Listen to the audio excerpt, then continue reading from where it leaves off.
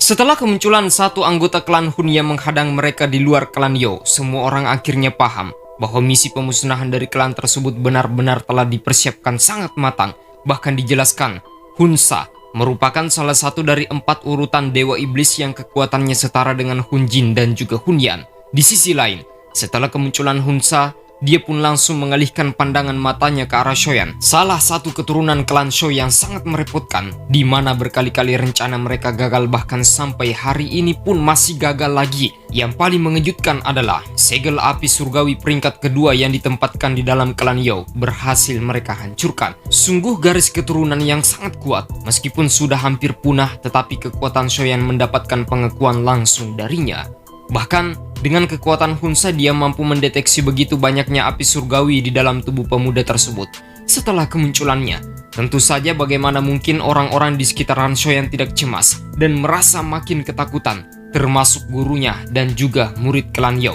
Sampai di momen ini, Shoyan pun berniat untuk menahannya sekali lagi, tetapi dalam kondisi terluka parah tersebut, dia mau tidak mau harus mengonsumsi pil misteri tingkatan 9 yang pernah dimurnikan di klan Yo kemarin. Pil obat tersebut memiliki efek yang luar biasa, mampu memulihkan energi. Sementara Yalo bersama dengan Yo Tian serta Yoling akan menggunakan kesempatan tersebut untuk bergegas menuju ke klan Gu. Dikarenakan sebenarnya dalam penjelasan novel, posisi mereka sekarang sudah sangat berdekatan dengan klan Gu.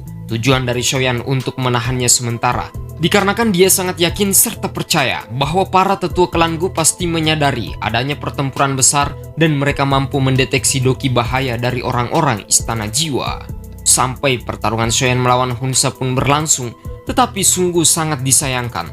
Pertarungan mereka bisa dikatakan sangat-sangat singkat, hanya dikarenakan memiliki kekuatan serta energi berlimpah. Setelah mengonsumsi pil obat misteri tingkatan 9, Shoyan harus menggunakan kesempatan itu juga untuk tetap melarikan diri. Dia harus bisa mendapatkan celah dan berhasil mendaratkan pukulan ke arah Hunsa. Di cuplikan kedua, kita akan melihat momen kejar-kejaran kembali berlangsung.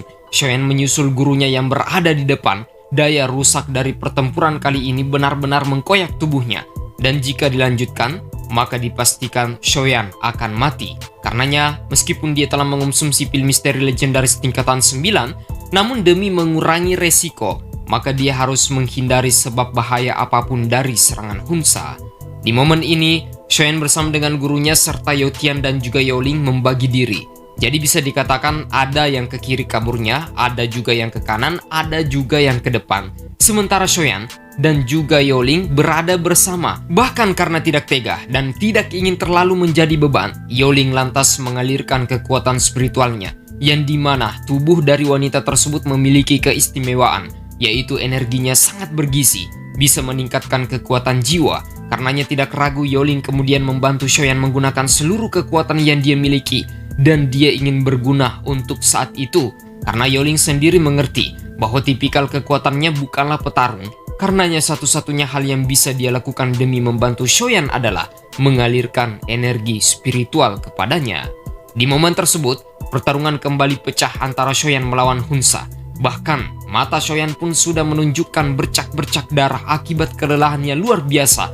Bisa dibayangkan, misi dari penghancuran klan Yo ini berlangsung sangat lama. Bahkan sampai keluar klan sekalipun, pengejaran serta pertarungan masih terus berlanjut. Sampai ketika Shoyan sudah mengerahkan seluruh kekuatannya untuk bertahan hidup, maka disitulah puncak batas yang dimiliki sudah mencapai batasan. Shoyan tersungkur jatuh ke tanah dengan memuntahkan darah.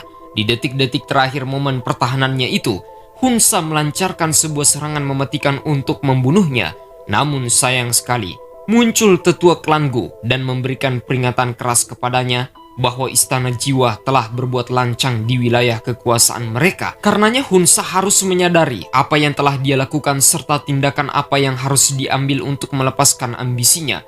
Orang yang datang kali ini bernama Tetua Gudou, dan tentu saja Gudou bagaimana mungkin tidak mengenali Shoyan. Dia adalah pemuda yang pernah masuk ke klan Gu dan menuju ke makam surgawi bersama dengan putri pemimpinnya alias Sun Er. Karena itulah, dengan lantang Gudou memperingatkan kepada Hunsa bahwa siapapun yang berani menyakiti Shoyan, maka akan berhadapan langsung dengannya.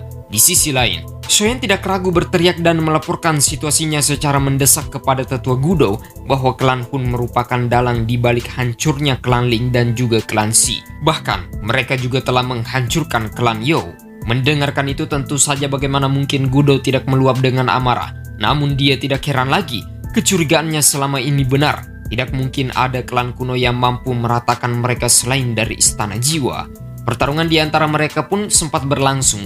Sementara Shoyan yang telah mencapai ambang batas kekuatan segera duduk bersila, melakukan pemulihan tubuh, memperbaiki kerusakan yang berada di dalam jiwanya.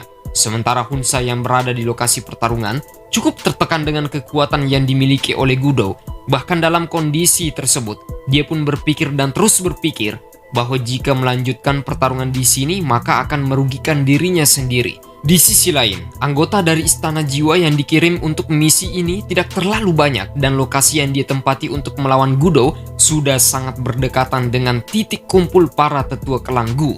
Karenanya, lebih baik menghindari masalah dan melepas pertempuran itu untuk sementara waktu. Di momen ini, Hunsa juga memiliki salah satu teknik yang cukup berbahaya, yaitu teknik tubuh bayangan untuk menipu tetua Gudo dan langsung muncul di hadapan Shoyan demi melancarkan serangan, dan dia berharap satu serangan tersebut sebelum pergi bisa membunuhnya. Namun sayang seribu sayang, pada saat tersebut Shoyan sudah melakukan kultivasi penyempurnaan tubuh, dan dalam kondisi itu dia berhasil membuka mata dan peningkatan kekuatannya telah sampai ke ranah doseng bintang yang ke-6. Sampai ketika serangan Hunsa ingin mendekat, tubuh dari tetua Istana Jiwa itu pun terpentalkan dengan sangat keras. Bahkan andai kata dia tidak melakukan defensif pertahanan, maka dia pun akan berakhir terluka parah dengan satu serangan kejut yang dimiliki oleh Shoyan.